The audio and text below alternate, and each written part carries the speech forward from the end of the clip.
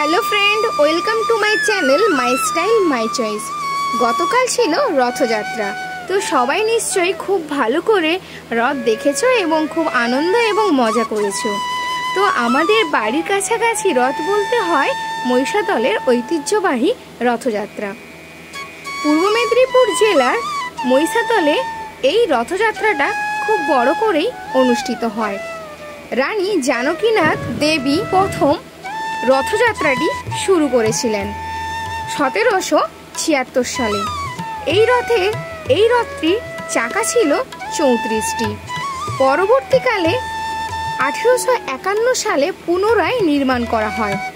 লক্ষণ প্রসাদ সেন এটি বানায়।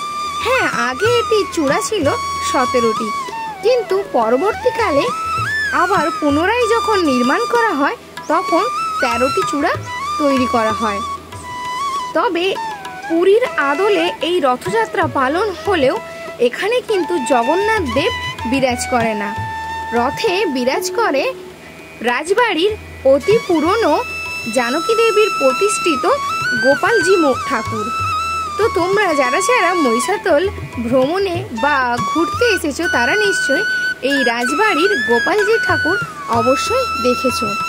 এবার বলি, রথটির 75 ফুট উঁচু এবং পরবর্তীকালে আবারও যখন পুনর্নির্মাণ করা হয় তখন 1912 খ্রিস্টাব্দে এই রথের সামনে দুটি ঘোড়া রাখা হয় এবং সারথিও রাখা হয়, তার সাথে একজন সন্ন্যাসীও রাখা হয়। এই রথের বর্ণনা হিসাবে এগুলোই আমরা ভাবতে পারি। তো অনেক দূর দূরান্ত থেকে দর্শনার্থী এই রথযাত্রায় সামিল হয়, রথ টেনে পুণ্য অর্জন করে। তো ভিডিওটি কেমন লাগলো অবশ্যই কমেন্ট করে জানিও।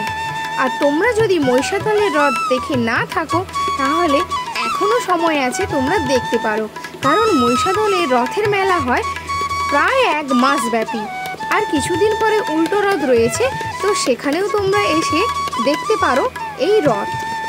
তো থ্যাংক ইউ সবাইকে মাই স্টাইল মাই চয়েসে থাকার জন্য। মহিষাদল রথ উপভোগ করুন।